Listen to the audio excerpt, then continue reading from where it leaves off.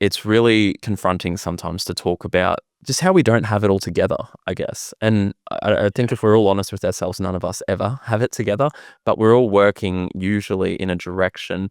Once we've got goals, once we've got milestone markers, where we're able to, I guess, measure and make sure that we're on the right path. Welcome to the UpScale Business Podcast, where we help tradie businesses get better. And being Tradie Health Month, this is a podcast about our mental and physical states and how we can make them better as well.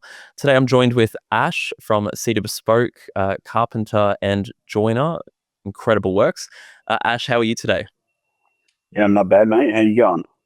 I'm doing really well, thank you. We're talking about not just being a tradie, but a business owner, and how external pressures of life can force us to put our physical and mental health in the corner and then deal with it later, and it really take a backseat in our lives instead of us being proactive like we might have been at one point and really looked after ourselves, I guess. And so, Ash, we've spoken recently about how business, when you first came into UpScale, it was really, it consumed you, really. Yes, you were working long hours, multiple days, and you've got a young family that were missing out on time with you. So, Ash, can you give me, I guess, an understanding of what that looked like for you before UpScale? The very reason that I started a business or became a carpenter and a joiner, or even more so opened the joinery side to my business, because I love what I do. And all of that love was kind of just stripped away by just focusing on the negativity it just consumes you, thinking about having to wear every single hat in the business, working 16 hours a day, 6 to 7 days a week, not seeing my daughter, not seeing my partner, not going to the gym, not seeing friends, not even doing anything that I enjoy to do for myself, just consumed by work. And not really seeing where I could go with it. Like, I couldn't see the light at the end of the tunnel anymore. Something you mentioned yesterday was that your daughter was going through these weekly leaps, was going through these things that were, I guess, really big milestones as they do at that age. And you weren't there to see it a lot of the time, and you were feeling guilty around that. I guess, looking back at when you started the business, what were your goals and what was the reason for starting the business? I guess the reason for starting the business is like a lot of guys, I didn't want to kind of fall into what a boss was consistently telling me to do and telling me that, no, you can't take time off. You got to get this done. I didn't really like being an employee. I wanted to work on a lot different projects than what the bosses I was working for were doing. I want to do high-end architectural. I want to do custom furniture. I want to do custom doors, and I want to be able to kind of pick and choose what I can do rather than somebody telling me what to do. Obviously, as well, in a business, wanting to make more money. Thinking like the boss, he's making the money, and then when I became the boss, I'm like, it's a lot harder to actually make the money. And I guess there's an element of flexibility that we're thinking we're going to have, right? Oh yeah, for sure. Thinking that you can take a week holiday if you want to, and everybody's going to kind of cruise and still get stuff done. Yeah, and how wrong we were. So wrong. So wrong. And I think this is something that people, they do their time in their trade and they think, like you said, I can do this better. I can offer a better service. I can have more flexibility, go surfing whenever I want to. I can make more money and live life on my own terms. Man, like you're still working for people. It's the customer directly, and you got to deal with that, and that's difficult, and it consumes you. Ash, so I guess that was your why, and this has turned into your circumstances now after doing that.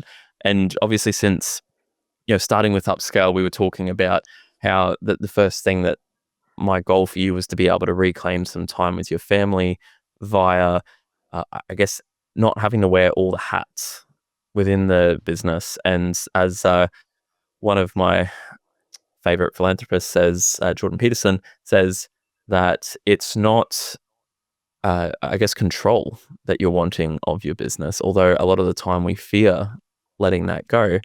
It's competent delegation and being able to bring people and raise people up within the business that can actually take that on in stride and sometimes do a better job than we do. I know within my business, it's now that we're at that sort of automated phase that everyone dreams about.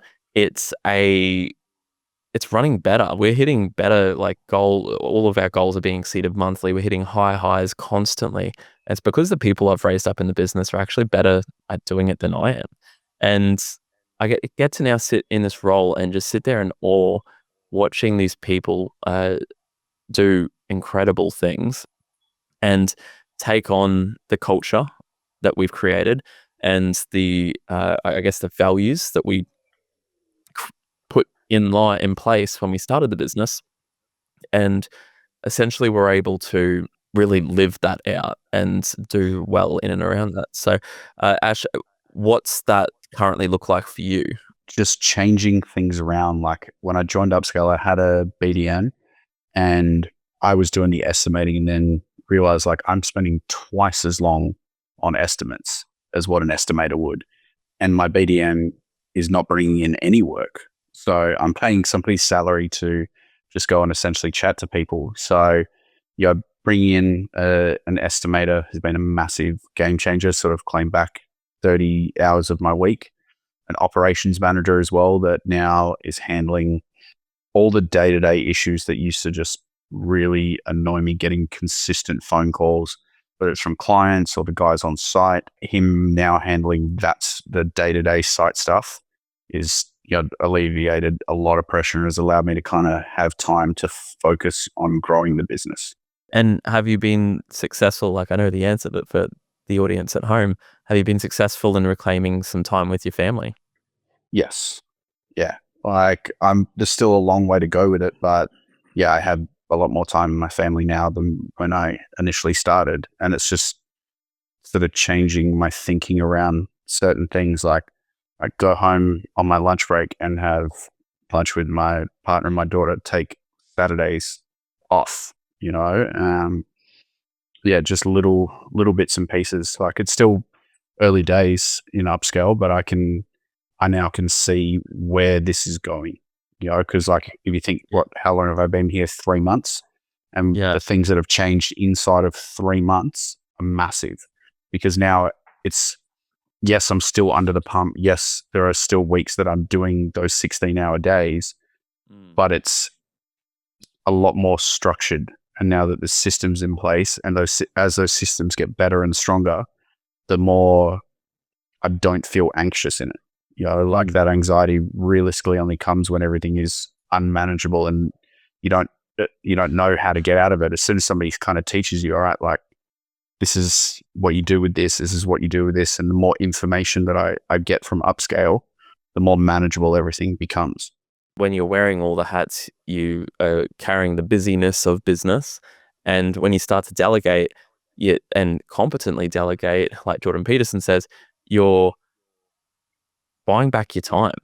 You're getting something back that you've lost that you thought you were going to have by starting a business. And that's really special. And it actually helps you understand that you're going in the right direction towards building an actual business, not just being an employee in a business. And, I can really relate to this because obviously we're in a really good spot in business right now. But 2 years ago, as of last week, I was facing some real uncertainty around health circumstances within my business and not the business health, my personal health. And I realized at that point that I don't actually have a business.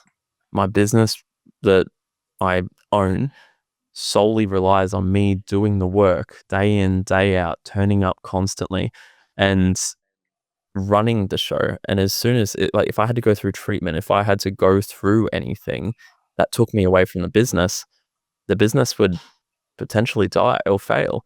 And that scared me. That really scared me. And so I said to Mitch one day on a call, he said to me, like, "How are you?" And I'm like, "Yeah, I'm good." And he said, "Well, how are you?"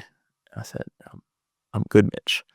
And then he said, "Okay, cool. Well, if you're done BSing me, you can tell me what's up, or we can just, carry on. So I'm gonna ask you one more time. How are you doing? Man, I broke down. I cried in front of another man, and I was just like, I don't know. I don't know how to answer that because it's not good, but I don't know what to do to how I can change where I'm at right now. And so I broke it down to him, and he said, yeah, look, you've been here for 6 months now and you haven't done really anything if we're being real, right? I'm like, yeah, okay, fair call. And he said to me, well, are you ready to do what it takes? If I tell you what you need to do, are you going to do it? And I'm like, yeah, I am. And he said, okay, cool, well, let's do it. And we put together a strategy. But the first thing he told me was, you need to communicate with your family what it is that you're working towards, invite them in on that journey, and let them know some time frames, what it is that you're expecting to work, where you're going, whether that aligns with your family values as well.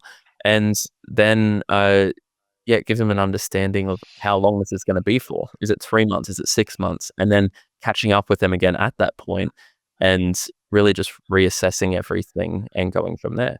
And then we obviously grew really fast from that point on, because that's where I dove in headfirst, like you have since joining UpScale, which is absolutely incredible what you've been able to pull off so far. And there's huge things ahead for you. But what's your thoughts in and around, I guess, that communication space with your family throughout this? Yeah, like I agree with it. Because they're not in their day to day, and you can't expect somebody to understand the pressure or the stress or how you feel unless you talk about it. So it's like it's one thing, yeah, definitely saying, all right, here's the common goal that we both have, like let's say on a financial level to support the family, but Yeah. also just checking in on a day to day level, or a end of week, like if I go and say to my partner, how stressful the week was, and just to be able to actually lean on the partner on an emotional level, feel like this was a difficult week, rather than just being silent. But I think the other thing in regards to communication is communicating with my team and going, Yeah. all right, hey guys, here is a shared common goal. And then figuring out that there are people inside the business that don't align with that, that just want to be there seven to 3:30, put a nail bag on, and they don't really care. Like, yes, they might still do a good job, but there's so many other factors with that. How do they treat the other people on site, the client, the builder, are they doing the right documentation? Are they following the systems and procedures? And, looking, since joining UpScale, like I've gotten rid of a large amount of the team that just do not fit inside of the culture and were realistically holding us back, or, potentially ruining our future. As business owners, usually we carry everything. We want to uh, not show that we don't have it all together to our family and to our staff, and to actually try and hide these goals because we're worried that we may seem greedy, or we may seem like we don't have it all together. And it is so important that we do talk to people about it, not just our family, like you mentioned, but also our staff, and invite them in on the process and to give feedback where they can as well. That's huge. I really love that, Ash. So I guess when it comes to like that's talking a lot about how we deal with the mental health side of things and where you're going with that as well. But what are some things, I guess, that you're putting in place now? Because, like, obviously, as business owners, a lot of the time we just bounce from what needs us at that particular moment to the next thing that needs us at that next moment. What's some stuff that I guess you've implemented within your business and your life that helps you stay on top of everything and put yourself first a little bit more with your mental health, your physical health, but also your family? Definitely delegating jobs, so like touch and base with my operations manager, because it's still like I'm in this period where I'm fighting handing over that control of things. Like I still want to touch base, or like, even though it might be the ops manager's job to, call the guys on site and see where they're up to with stuff, I might still call them. And so Yeah. me instead of me having a meeting with 20 different guys and calling 20 different guys every day, I'll call the ops manager and say, hey man, this is what's inside of my head. I'm concerned about this job. I'm concerned about, the speed of this or whatever it is. And Yeah. him going, cool, I'll sort it. And me knowing now that he will sort that. Same thing with the estimator. Like, I can give him a set of tasks, and go, here's some jobs quote, and I can trust in his ability to quote that to numbers that I would land at, or that, clients are wanting us to do jobs for. But I think, the more, like what you were saying earlier, like competence is what we look for, and sometimes as a business owner, we can look at like maybe the lesser skilled guys and think that there's a higher profit margin on them, not thinking about the amount of time, like actual physical time, and, the amount of emotional time it kind of takes up in your head, just trying to make them do the right job. So Yeah, that's right. just starting to let go of those things, but then, bringing in like scheduling. Like, there was one of the other coaches, Kirk at UpScale, that was talking about like his calendar and going, all right, here's a time block for doing whichever task it is, sending out invoices, accounts receivable, reviewing estimates. And it's okay if you don't finish that task in that time block. You just pick it up the next day when that time block comes back. Whereas like for me, it's like all these tasks would just kind of get pushed back, and I go, all right, I'm upstairs writing emails, need to get this through. And then that pushes through an extra 30 minutes, an hour and a half. And then I go back downstairs into the workshop, and then I'm an hour and a half behind. So then I start staying back an hour and a half extra at work. Massively. So it's just slowly putting all the systems in place to feel comfortable with it, because for me, I can't release that level of control until I'm 100% certain in the system that's being put in place that is going to work. And I think that's the biggest thing that UpScale's kind of given me, is like the trust that the systems that they help me develop are going to work, because they've worked for other people. Yeah, that's huge, and it's not easy to do. Yeah, it's giving up control of something, which, let's be honest, we never really control anything. We have this perception that we do, but giving up our perceived control of something and delegating that to someone is never easy.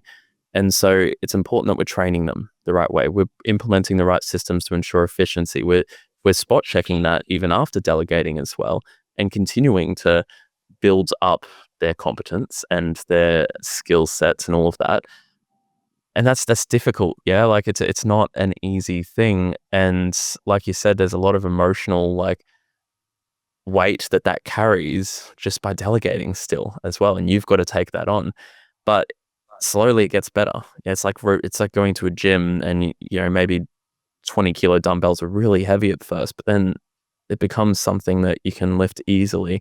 It's still the same weight, you still carry it, but you're more equipped with muscle to be able to carry that weight. And so I guess that's what business really, and especially in the coaching space, does. It equips us with what we need to be able to do this well and deal with the pressures, and hopefully buy back enough times that we don't have so many external pressures that start to come in on that. So Ash, I really thank you for your insight into your life and your business, as well as, I guess, where you are as well. It's really confronting sometimes to talk about just how we don't have it all together, I guess. And I think if we're all honest with ourselves, none of us ever have it together, but we're all working usually in a direction. Once we've got goals, once we've got milestone markers, where we're able to, I guess, measure and make sure that we're on the right path. Yeah. And so, guys, everyone watching this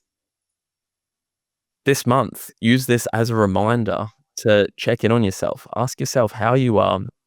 Book a doctor's appointment, a GP, and get a full health check. Do your bloods, do your physicals, everything. You want to make sure that you are looking after yourself, both physically and mentally. And, if you need to talk to someone, please reach out. If you're wanting coaching and you don't know how to start, go to upscale.com.au and book in a free discovery call and find out how we can potentially help you. There's people out there for everything that you're needing in life, and it's not yours to carry. You can delegate in business.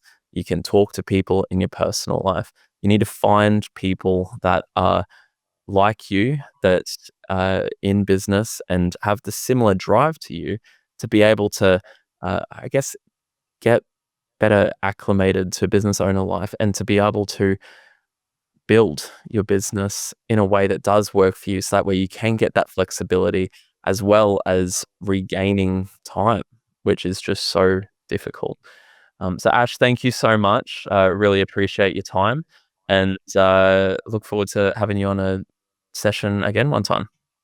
Yeah, 100%. Beautiful. Thank you so much, mate. Have a great day. Awesome. See ya. I'll speak to you later. Bye.